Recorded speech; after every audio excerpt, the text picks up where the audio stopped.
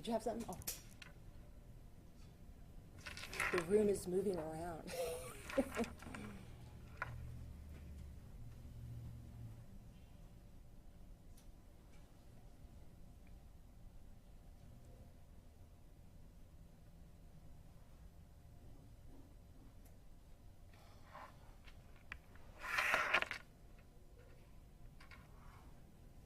Okay, ready? Okay, I'll continue. Going through my list of people that I want to thank. Thank my family, Debbie Manchester, my sister-in-law. I also want to thank the office. The office has been unbelievable in their support and doing their job in very difficult times. We've been dealing with a lot of things, the new case management you all are aware of, and a number of other things, and it's made the workload a lot heavier, and people just keep plugging away, and we're extremely supportive. I want to thank my attorney, Peter Schoenberg. He has really been a rock. He is brilliant. I knew that when I practiced as a defense attorney. And I thank him for not just his wisdom and his expertise, but for his support. I want to thank the public. I am astounded. In the last 6 months, I have received no negative calls, emails, cards, anything. And trust me, I get negative comments. This is the only controversial thing that has happened that I haven't received negative comments. I have received unbelievable emails, text, cards, letters. I mean, Virginia knows because she's opened a lot of them. Telephone calls from people all supporting me and wishing me well and wishing my son well. People that have dealt with some of the same issues in terms of children who are dealing with addiction issues. And I really do appreciate that. It makes a huge difference. It also restores my faith in the intelligence and compassion of the public.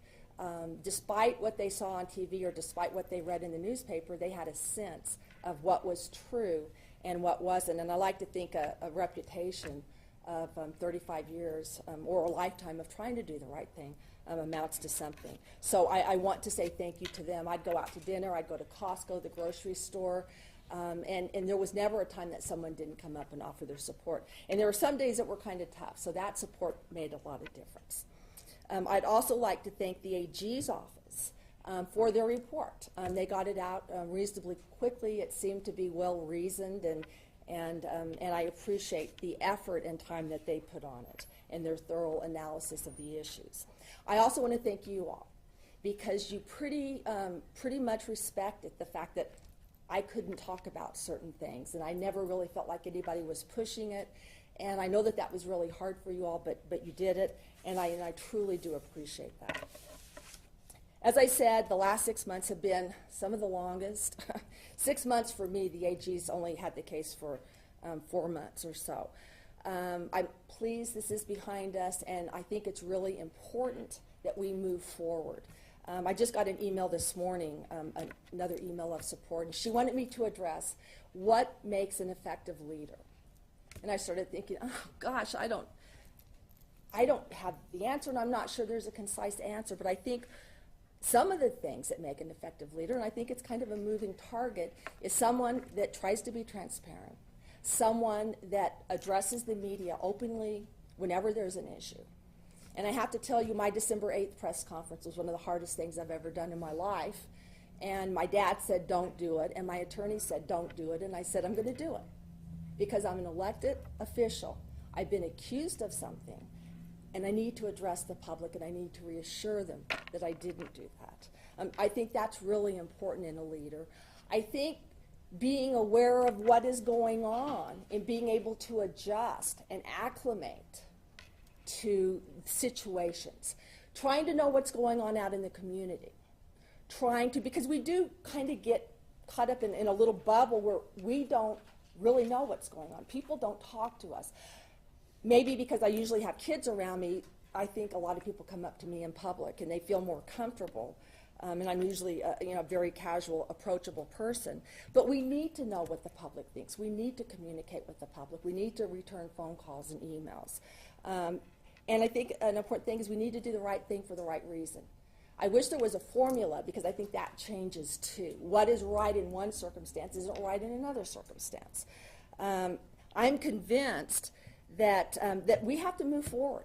In this case, an effective leader has to turn the page and move forward and be productive for the sake of the community. We need to work with and cooperate with the city and with APD, regardless of what happened. I mean, I refer to this many times. My grandfather, a rice farmer in Texas, would always say, 2 wrongs don't make a right. And I was a little kid and thought he wasn't very smart, because I didn't understand what he meant. I understand what he means, and I often look back to that comment, 2 wrongs don't make a right. So I'm moving forward.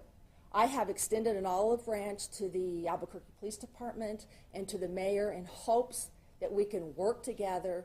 We are dealing in very challenging times, and we need to rise to the challenge, step up, and make sure that the people in Albuquerque get our best efforts, and for me, the people in Bernalillo County, and it will affect everybody in the state of New Mexico.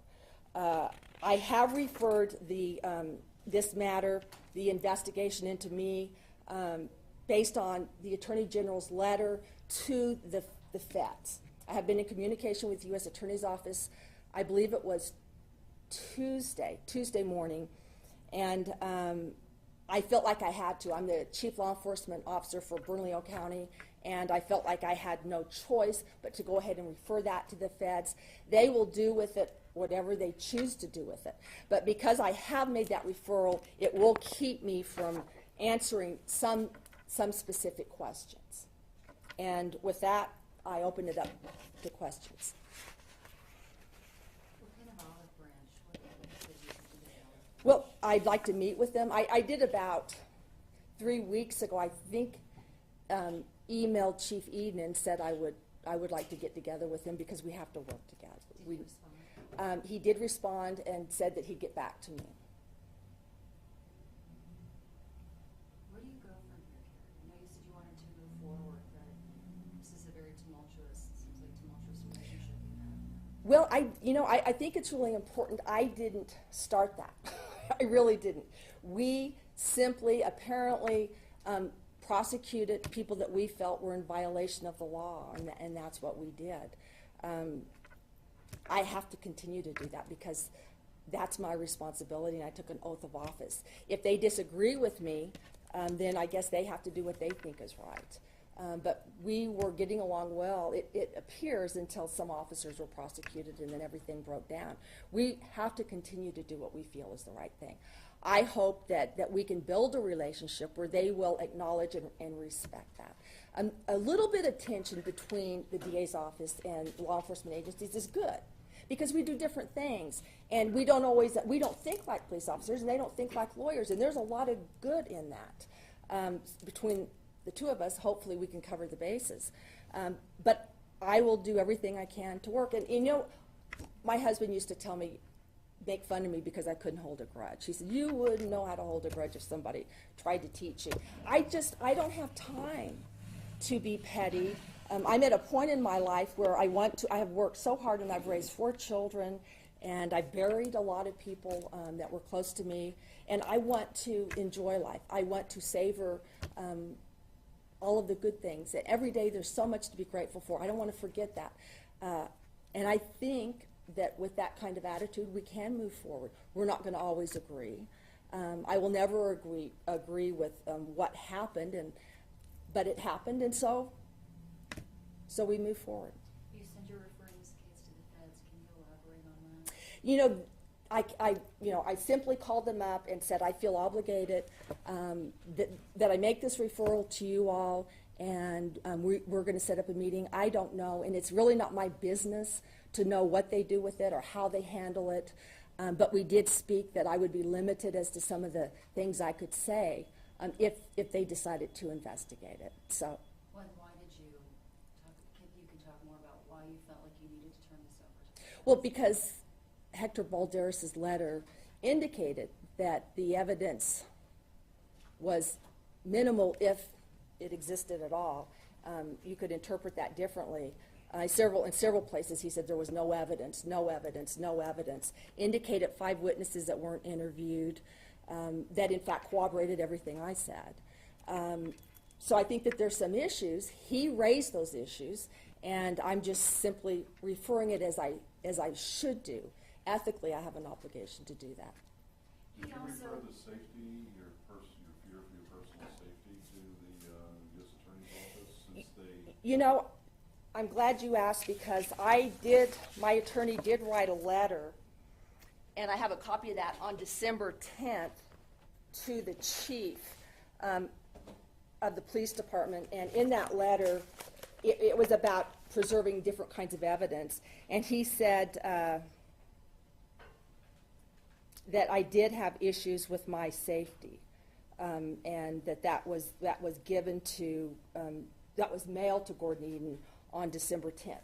So that was the first time that we addressed issues that I had concerning my safety. We did meet with the Department of Justice on January 16th, and I indicated I had concerns for my safety and wanted it to be on the record, as did another member of our staff. Made the same indication. And then I was contacted, and I did that Albuquerque Free Press. I acknowledged that I had some concerns, and the FBI or the U.S. Attorney's Office contacted me, and I just said I didn't feel like I could disclose the people who had advised me that I needed to be careful. I just didn't think it was productive. I'm taking precautions. I have had death threats. I think I'm pretty good at being careful, and I told them that I could manage. So you didn't feel like you could disclose the names of the people to the U.S. Attorney's Office or the feds who had told you that they were... Right. Right. I didn't want to put them in a precarious position because they told me out of concern for me, but I didn't want to hurt their career or anything like that. How does that work for a law enforcement officer? Pardon? How does that work for a law enforcement officer? Well, my attorney says it's fine, so that's what I did. Is that the first time you felt? I get threats. I have received threats numerous times, and I don't report them to law enforcement.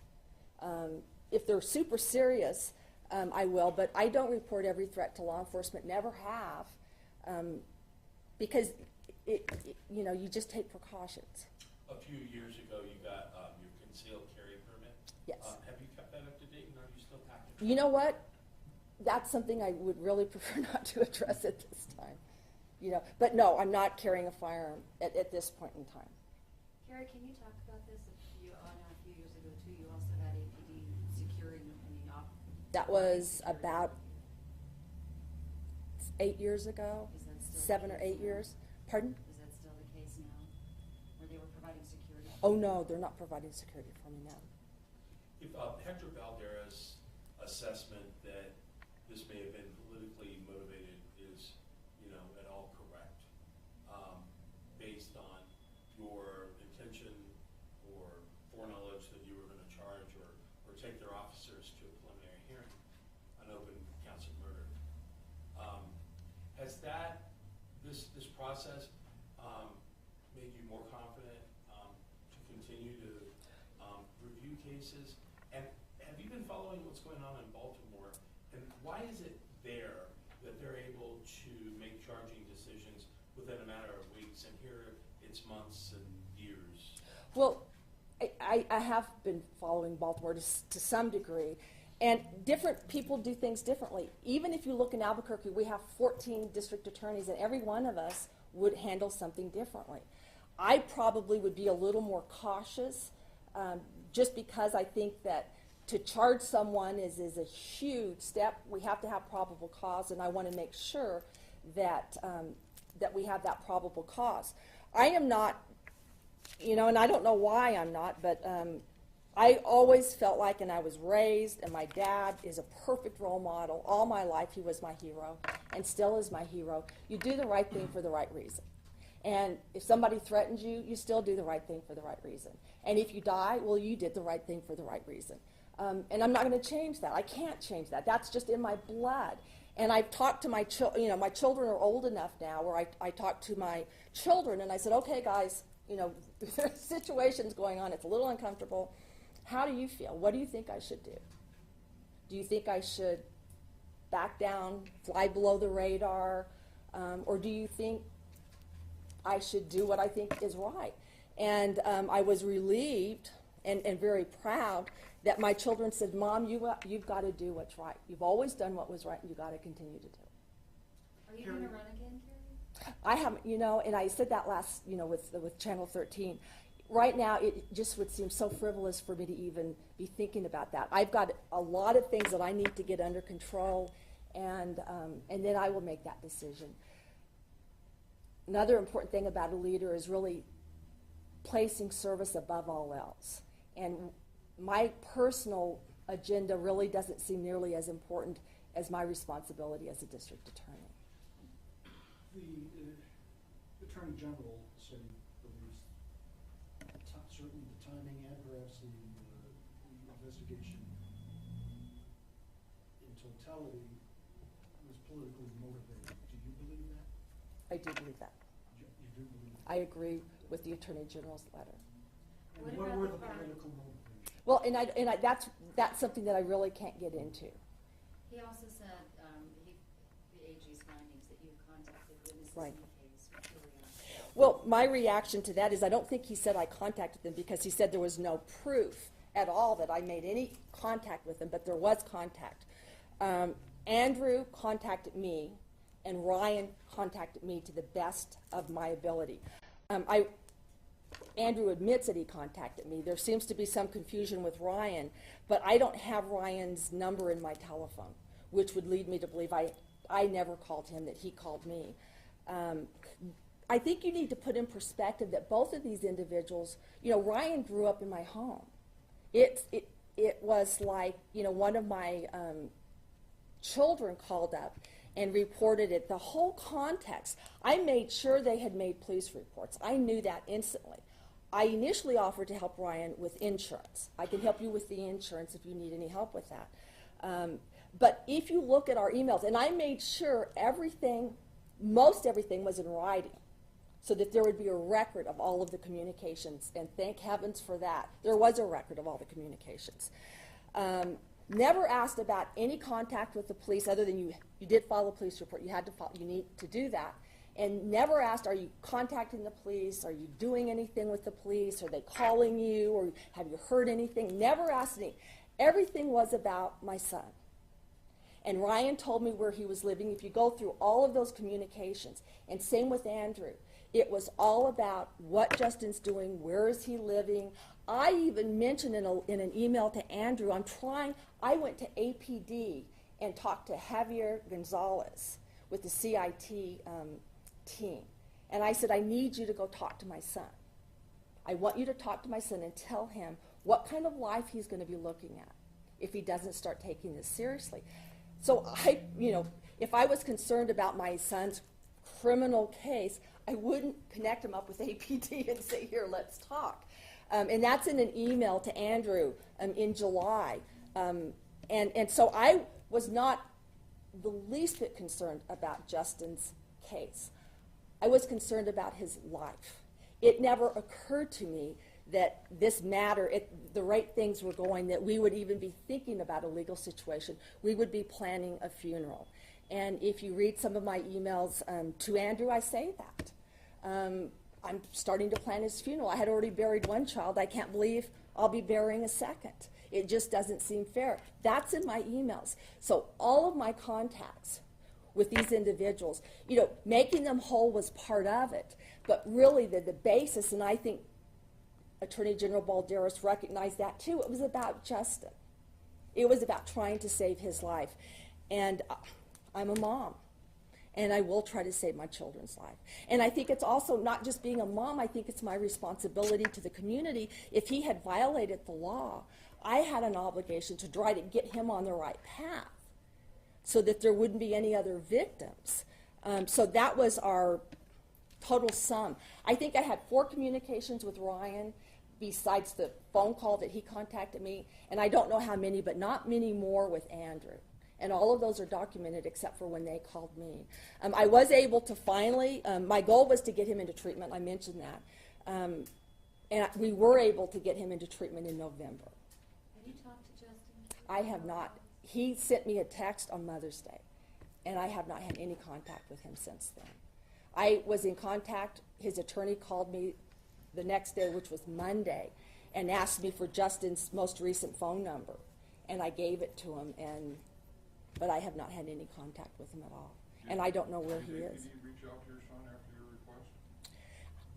I'm not clear on that. My daughter thinks that he actually did meet with Javier. I don't know that, because at that point he was living with Debbie, and if you read my emails to Andrew, it tells you the whole story. I was angry at Justin. I was very angry at him, and I felt like it was more constructive that I back away and let him deal with a lot of those issues. Then after, when he moves in with your sister-in-law, he was eventually charged with stealing from her. Right. Was that referral made directly to Lemuel Martinez, or did it go through APD? I think that APD investigated it because it happened in Bernalillo County. It came to our office, and we referred it to the 13th. The reason why we refer cases to the 13th is, first of all, if we have someone with one case, we refer it to a judicial district, we'll refer all the other cases. And the 13th and our office has a agreement, because we're close, that we won't charge each other. There won't be per diem, hotel bills, mileage, and things like that. What is the olive branch you sent to the city? I realize you emailed Chief Eaton, but I think you said the mayor as well. Well, I think that we need to work with the city. I think that's part of the issue is, I don't think you can separate the city from APD. And so I'd like to work with anyone that I need to work with to make sure we're giving the public our best efforts. How easy is that, or difficult is it to work with people you believe made a political decision? Well, two wrongs don't make a right. I have to maintain my integrity. And truthfully, that's what it's all about. You know what? We come into this world, and we can't control what other people do.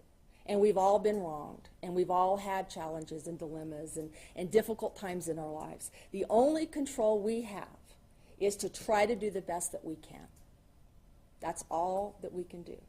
And try to go to bed every night and thank God, and sleep, knowing we've done the right thing. And I have been fortunate times 10, having the people around me when I was growing up, my grandparents, my parents, and now the people that work in the office. I am surrounded by people that inspire me and help me and support me to do the right thing.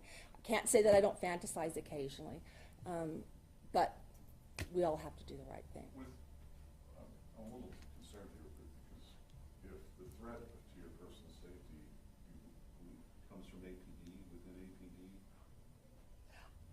don't you have a responsibility to? I think the greater U.S. threat attorney? is when I drive home today and getting killed in a car accident. I was just in Oklahoma, and there are tornadoes in the area. So no. That wasn't the context of. No, I'm not. your comments, I but- still have to do what I have to do, and I'm fortunate. I'm not going to die young. I'm past that point, so I've had a wonderful life. So no, I don't sit around thinking about things like that, and I don't live in fear. I don't live in fear. I'm not afraid. When I had the death threat, I came to work every day. I did everything that I felt I had to do. I did public speaking. I was approached by strangers in the grocery store, and I'm not going to live my life What that if way. there are Albuquerque sworn law enforcement officers in the city of Albuquerque who are threatening? I don't know that that's true. I've just been told by police officers that I need to be very, very careful. And I think there's, and this never gets in the news because it's not sensational. We have incredible men and women working for the Albuquerque Police Department. Incredible. And so I think that I could count on them to protect me if that occasion needed to be, the vast majority. Well, shouldn't they come forward to the FBI, the U.S. Attorney's We'll Office? talk to them. Find out who they are and talk to them. I'm not hung up on this. I'm really not. I'm living my life. Well, did you put the message out through the Albuquerque Free Press and And now you're backing off of that? No, I'm not What was- backing off what that. was the intent? I of it? think the quote was, and Dennis, tell me if I'm wrong, I think the quote was, I am fearful for, or I'm in fear of my safety, or I'm fearful of my safety because I've been told by law enforcement officers that I should be. That, I believe, is pretty much of a quote. I probably wouldn't have even thought of it had people not contacted me and told me that I have to have a tape recording on my phone and on my iPad, and I need to do this, and this is what I do when I'm stopped, and I need to do certain things at my home, and I need to. They came forward. I had phone calls in the last 2 weeks from people telling me, if you have any confidential information, if you have a file on everything that you know about this, make sure someone else has it in case anything happens to you. And I said, well, really? Do you really think that's going to happen? But these are people that are concerned. They're acting, they're trying to be helpful. Fine, thanks. Did I do anything different? No. Were they telling you, were the APD officers who talked to you about your safety, were they telling you there's people in the public who want to harm you? No, they were saying and I didn't ask a lot of questions to tell you the truth. And I'm remembering back to December, they just said, you need to be careful, you need to do this if you're stopped, you need to have a tape recorder on your phone, you need to, they just said things like that, just because they thought the situation created safety issues for me. My impression was they were referring to other law enforcement But you weren't officers. sure about that, right? That was, my impression was pretty clear on that, and they were talking about if I get stopped in a traffic stop, and obviously another citizen wouldn't stop me. That was my impression. I didn't dwell on it, guys. It's just, I've gotten death threats for 14 and a half years. I just live my life. I'm cautious. I have a great security system, and I'm working, and I want to be working, and I want to be not focused on this. My dad got all sorts of death threats when I was a kid, and he never was worried about them. As a kid, I was a little more worried for him. But you just have to live your life. But there's a big difference between having somebody in public threatening and having an APD officer threatening. Especially if you have to work with these people. I think there's a perception. But I think coming out, and I've been told by many of them, come out and address that. And that gives you safety. Be out in front, and that will make you safer. And that's one of the reasons why I was honest in the Albuquerque press, is I was told by these individuals, the more out there you are, the more honest you are, the less likely anybody's gonna do anything. The Albuquerque Press did a follow-up article, Right. the citizens' Right. concern for their safety also. Do you have any suggestions for them, what they should do? I read the article, but I don't have all the information. I think we all, in this day and age, we all need to be careful. We all need to be cautious about our surroundings. We need to be, I always tell my kids, don't be out late at night. You have to be in at 9 o'clock, and they laugh at me. But, These people were talking yeah, specifically I know, about a threats tire from the falling Albuquerque off. Police Department. right, You yeah. had said earlier that you had gotten threats all the time that you don't report to Oh, yeah. either the police or the feds. Why report this latest round? Oh, this is a case. This is more than a threat. This is just a case. I feel like I'm obligated. I really don't even feel like I had any option. I thought ethically I was obligated to refer it to the feds. Now, that doesn't mean they're going to take it, they're going to evaluate it, or I'm they're going to sorry. investigate it. On your personal safety threats Oh. that you've received in the past, you've never reported those. Why did you bring it to the forefront now? Well, I was asked the question. I've answered the question many times when somebody's asked it. I don't go around and talk about it all the time because I don't think that helps. But When you were told that you should be fearing for your safety, were there any specifics? no, there were no Did they specifics. say someone's gonna come? No, nothing specific. Would you Just ask precautions, just precautions. What about asking state police or another agency to look into the death threats against you? I didn't have, you mean if I get any death threats now? Well, I think there needs to be some clarification on. I didn't have death threats. Nobody said somebody's going to kill you, Carrie, so you have to do this. They just said you need to take precautions because of this situation. You need a tape recorder on your phone. You need a tape recorder on your iPad. That was the tone of it. It wasn't like, Carrie, somebody's going to kill you, and this is what you're going to have to do. Not like that at all. This Just, situation you need to being- take precautions. this But that situa- did, I am careful. That made me more careful. Define this situation. What, I'm sorry? You said that you needed to be careful because of this situation. Because I was under investigation, and there may be some political, motive. And because I went ahead and did what I felt I needed to do, and that could have put me in greater danger. What is the political, motive to talk to the Attorney General about theirs? Well, you need to, no, I did not talk to him, and I'm just gonna rely on his letter. That's what he said. I can't get into his head. I mean, he wrote it out, and it's pretty, And Carrie, in the AG's report, he goes through the timeline saying that all work on the investigation, the APD's investigation into this situation had ended in July of 2014, but there was an initial decision to delay giving it to the AGs until January of this year. And then in October, you notified the attorney for the APOA that you're going to take the officers in the Boyd case to a preliminary hearing. Then November 25th, if I'm correct, the APD sends it to the AG's office. Do you believe that they sent that in retaliation for your making that decision? the Attorney General said that he felt that that was the case. I don't want to talk about that because I forwarded it on to the feds. I don't know that we'll ever, know completely, and I hate to say this was somebody's motive or this wasn't somebody's motive. I do believe that that's a conclusion many, many, many people have reached. After the results of this, what kind of practices or policies are you changing in your office or decision-making based off the letter? When you mentioned there were some improprieties, would you change anything? In my office?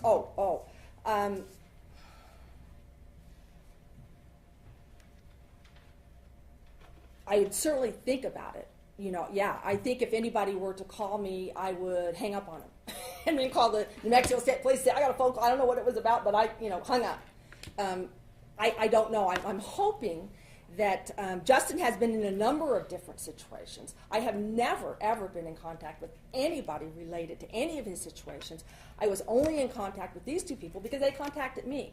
And because at the point in time Justin was in crisis. So my contact with them was all about trying to get Justin help and trying to save his life. Carrie, I guess I'm confused because a few years ago, APD, or 8 years ago, APD did provide security for you, even at your Right. home, because you had reported threats.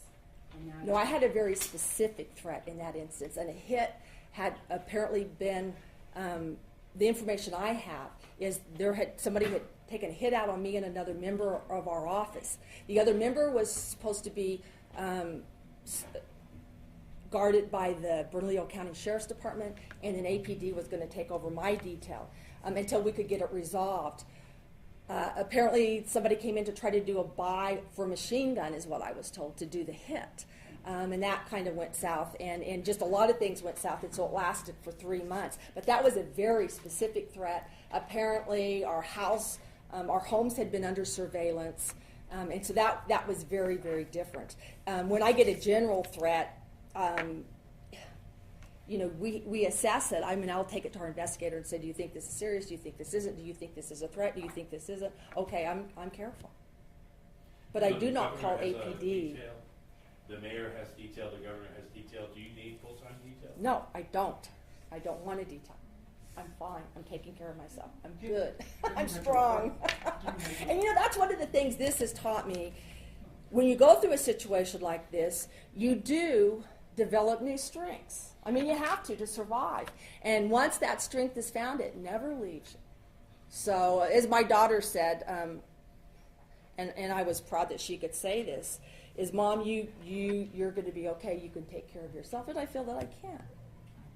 Carrie, the question that John asked regarding a story that we ran in the Free Press about many critics of APD, and especially people whose loved ones have been killed by APD officers. They have claimed that they immediately get under surveillance, wheels falling off of cars, lug nuts loosened, they can't.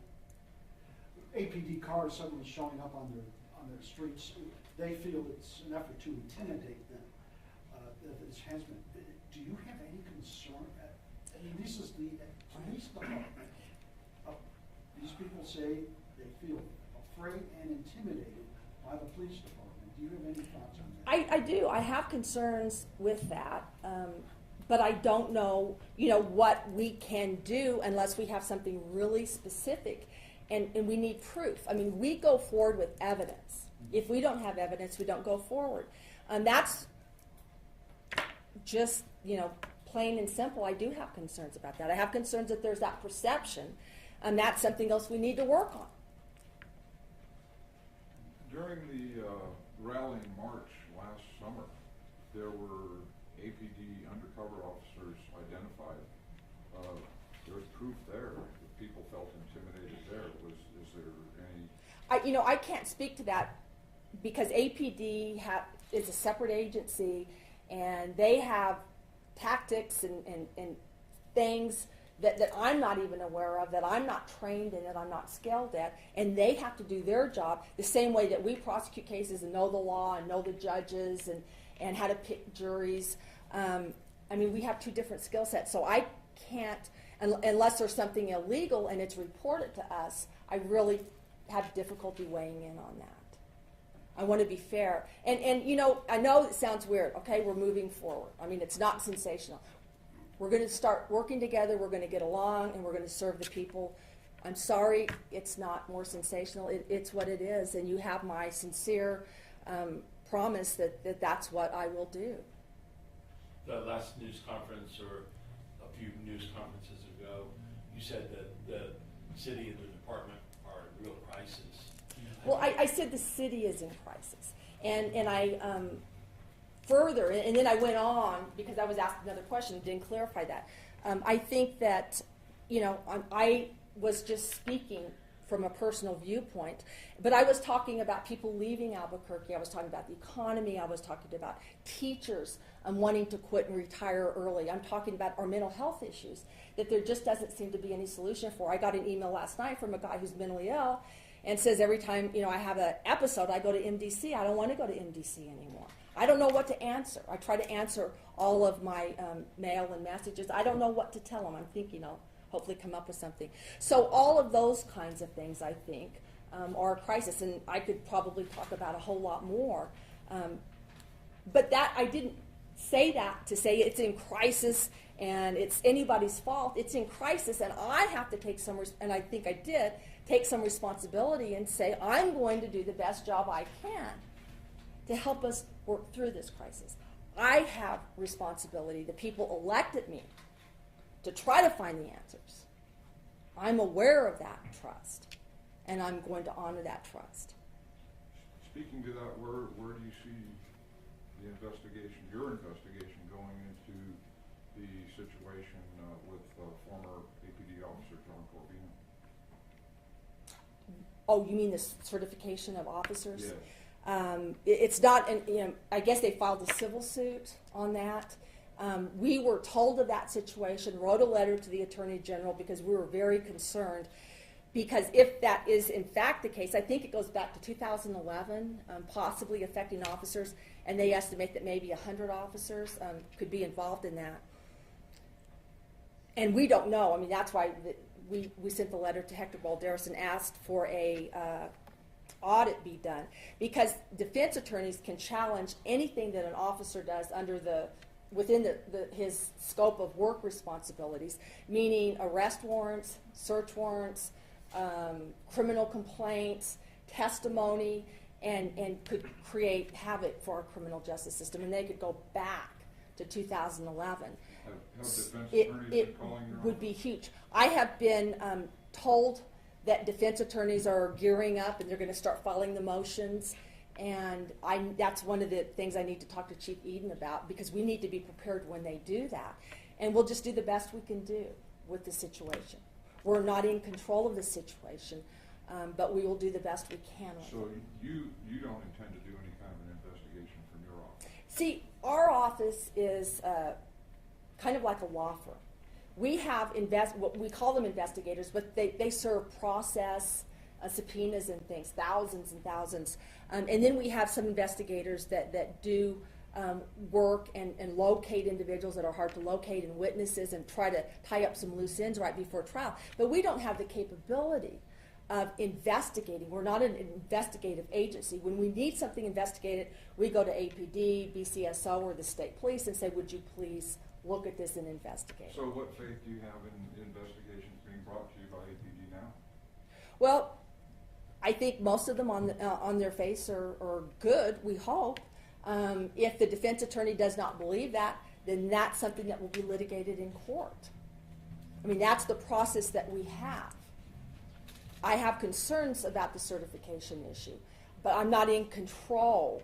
And we hope that an audit will be done. I understand, and I could be wrong, that it's not that hard of a thing to fix, but we need to probably do it right away. Just a little off topic, but you have a current number of cases that have been dismissed because of the new case management? You know, I don't have a current number of cases that have been dismissed, and as you know, some that are being dismissed, we're rerouting through to preliminary hearings and re-indicting some. So the numbers get mixed up. It's kind of like apples and oranges. And we have different cases being dismissed depending upon if they're the old cases or the new cases. Is the problem getting evidence from APD and ESO? Is there one main? You know, they're working with us. Reports, I'm just talking about reports. Right. I think that we're meeting with them on a regular basis, and I have commended law enforcement many times because they really have been working with us. We have regular meetings, and it changes the way we've done business. It changes the way they've done business. So we are totally trying to adjust to that without additional resources, sometimes with very limited resources. And I think that we are working well. I just, we had a chief's meeting yesterday morning and asked that at every meeting that we have, is everything going well? Did you have a meeting? What do we need to do? And things seem to be on track. Now, that doesn't mean there aren't glitches, but I don't think it's anybody not willing to do what needs to be done. It's just changing over a whole system. Carrie, you have said, this is switching back to the basis of this news conference, you had said that you and the police chief has had a history, we've known each other since you were kids.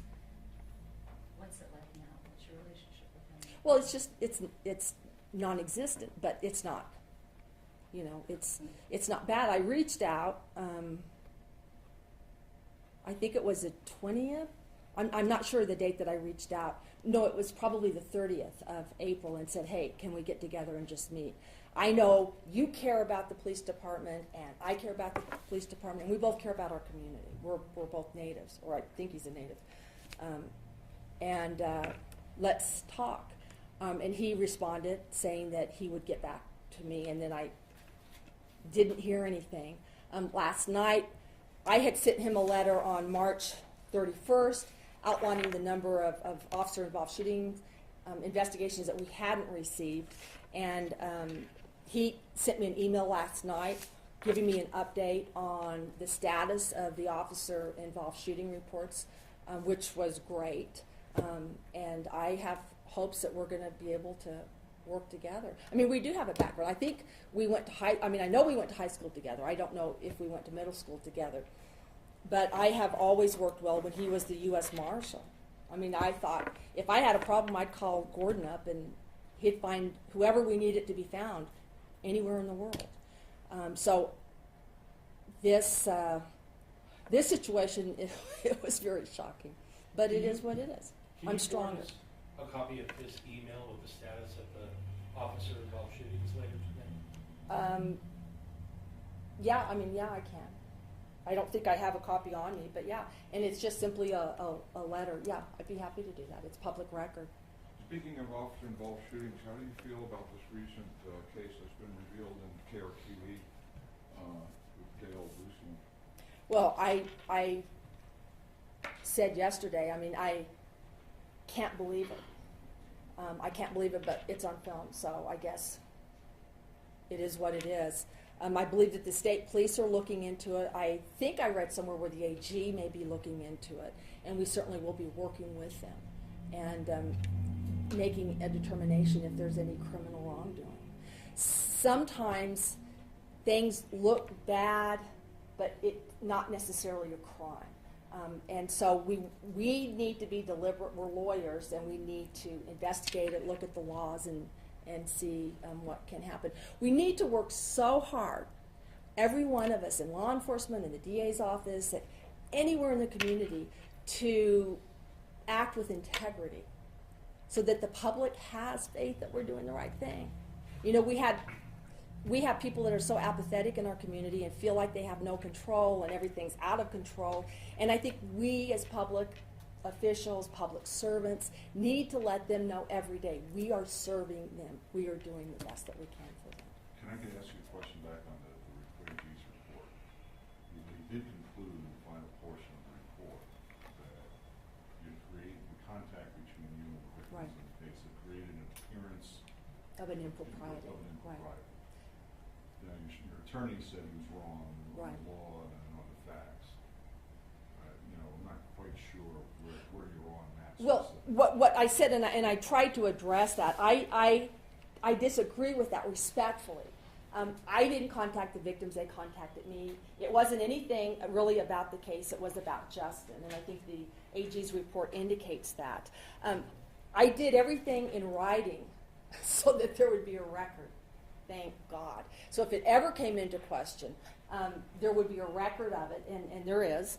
And I also, he said that I should have immediately gotten a special prosecutor or conflicted it out.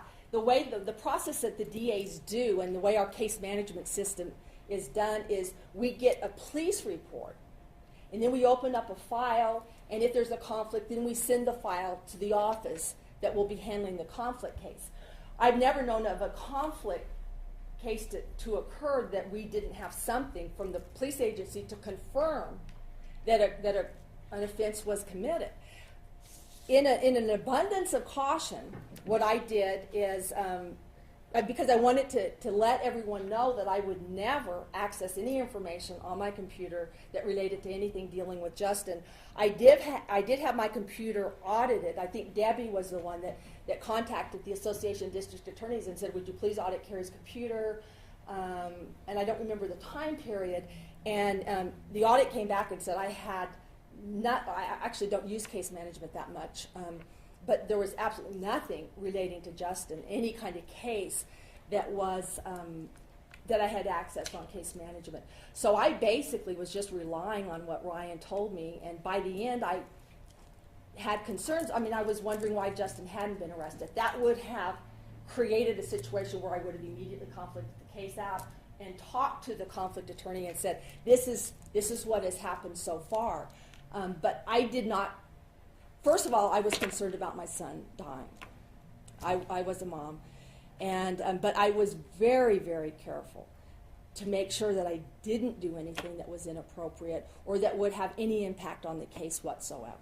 Very, very careful. Okay, I just thought we needed to. Right. And I do agree with my attorney. Just want to make sure. He didn't even okay that with me, but no, I do agree with him. And I, and guys, I'm the DA. I get that. It gives me huge amount of responsibility. It puts a huge burden on me to behave as well as I can under all circumstances, and I think I do that. I recognize that. I do that. I tell occasional bad jokes. That's about as bad as it gets. I try not to speed. My dogs have their shots. My yard is cleaned up. I have extra insurance in case anybody trips on my sidewalk.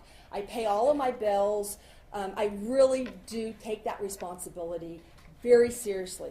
There's many, many times when Justin has been in court, I have never gone to court because I feel I'm the DA and I don't want it to look like, I'm being there to intimidate the judge or anything.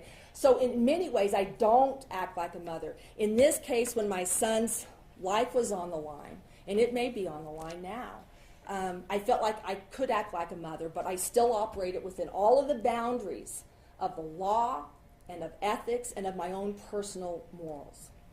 Carrie, and I know this is a typical question for me to ask, but there's a warrant out for his arrest right now. If he sees this, what message would you tell him? I would tell him that he needs to turn himself in. I mean, I would tell him that. I thought of texting him that, but I don't know if I even have his number. He knows that that's what I would tell him. And that's probably why I haven't had any contact with him.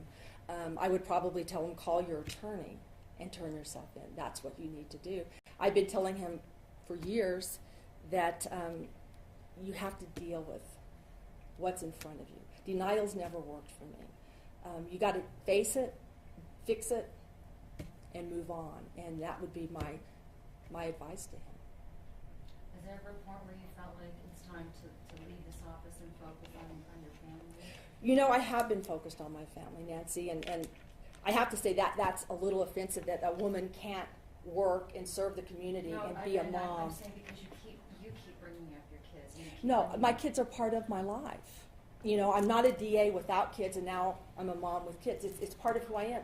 Having kids makes me a better DA. Having kids makes me relate to jurors and members of the public. Having kids makes the public feel that they can approach me and they can call me when they have problems with their kids. So I think it really enhances. I want to tell you that I've been on over 200 field trips. I've raised 4 kids pretty much on my own. I can't think of a field trip that I missed except for when my dad had surgery, that I was there for his surgery. I was room parent for all of their grade school years. I went to every game that they ever had unless I was transporting them somewhere else. When I would go home, I would take care of them, and then I would work into the late hours of the night on my work. So my kids unfortunately haven't had 2 parents because their father is dead, but they've had a mom that has been there. They've had grandparents, and they've had aunts and uncles. My daughter said that she decided she wanted to be a lawyer when she saw me try the Astorga trial. She might not be a lawyer. She might not have the life that she's going to have had I not been DA and she had been exposed to it. I wouldn't have the life I've had I not watched my father grow up, and he was DA too. So I think that my kids have been enriched. There's been a lot of disadvantages. We can focus on all the disadvantages, or we can focus on all the positive things. I don't think there's a day, and some of my messages you all have for a year to my son, I was really angry. I was hurt, and I think every parent goes through this. I think that helps me deal with a lot of different things in my work. But now when I talk to Justin, I try to tell him, I'm upset, I disagree, I love you. Because I don't know if that's going to be the last time, I'll be able to talk to him. So it's taught me a lot, and it's made me so much better DA. And I truly think Justin would be where he's at if I hadn't been DA. But I wouldn't be in a position to help out. I lost my second daughter to sudden infant death syndrome. And that's not something I'd wish on anyone, but it put me in a position to help so many people. And it still does. So there's good in everything. And I feel that we all have a purpose, and some of those things unfold for a reason. And that's another reason why I don't hold grudges. I'm better for everything that happens. Even if it's bad, I learn so much from it. So I can't hold a grudge or can't be angry. I learn. Most of the time. All of the time. Is there any other questions? How's your vertigo? Actually, if I'm straight, I'm okay. I should have slept sleeping up. I'm sitting up rather than laying down last night. I thought it was going to get better. Have you ever had vertigo? Oh, do you get it often? No. Isn't it just the most horrible? Most of the time you're sitting with a garbage can on your lap throwing up, right? So I'm not that bad. But it can be horrible. Carrie, one last thing for me. Do you have any idea what morale, have police officers that you deal with, have they told you what the morale is like in the Oh. police department? I think that the morale is bad. I don't know of any officer that will tell you different. So what do we do with that?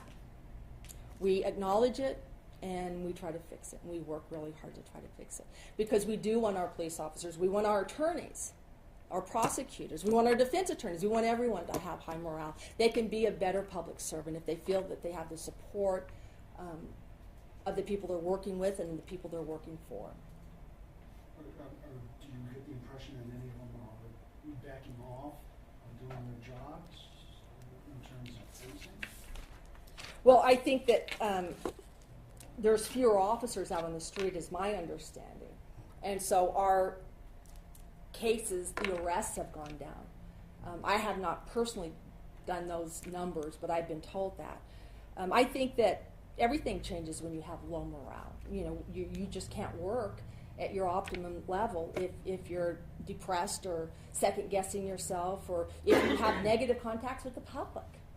I can't imagine how the last 6 months would have been if I had people coming up for me in Costco and cussing at me or telling me I was horrible, or I can't imagine how horrible that would be. And I understand that police officers have that sometimes. We had a jury, Troy Davis tried a case recently in the last week, and on voir dire they asked people about the Albuquerque Police Department if they had any specific feelings, and he said about 20% of the people raised their hands and said, you know, I just don't have good feelings. I mean, I'm obviously paraphrasing, but that's something else we have to deal with, is we're going to have a lot of people that aren't going to trust the testimony of APD law enforcement officers, and that really impacts us, and that impacts our morale. And so we are going to work very hard to try to change that. I can't, you know, I can only do so much, but I promise that I will do everything that I can do.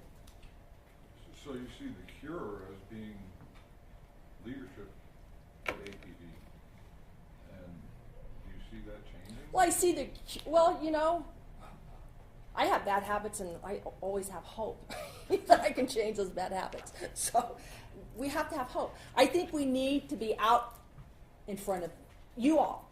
We need to open ourselves up to questions. Somebody was saying, oh, they do a press conference and then they quit in the middle of it and scurry everybody out. And they say, your press conferences, I'm so tired by the end of them because you don't shut up. But, you know, I want you guys to ask me questions, and hard questions. Ask me the hard questions, and I'll try to answer them.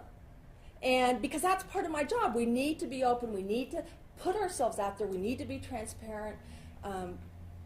We need to be honest, as honest as we can be. And just keep working one day at a time. You know, it sounds like an AA ad, but it's true. One day at a time, we have to do the best that we can do. And I do believe, like I said, over and over, and my husband called me a Pollyanna. Everything happens for a reason. There's a lesson to be learned. Every challenge is an opportunity.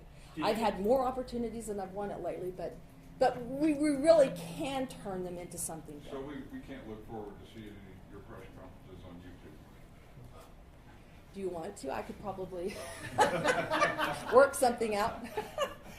Maybe a bunch of my bad jokes. Absolutely not.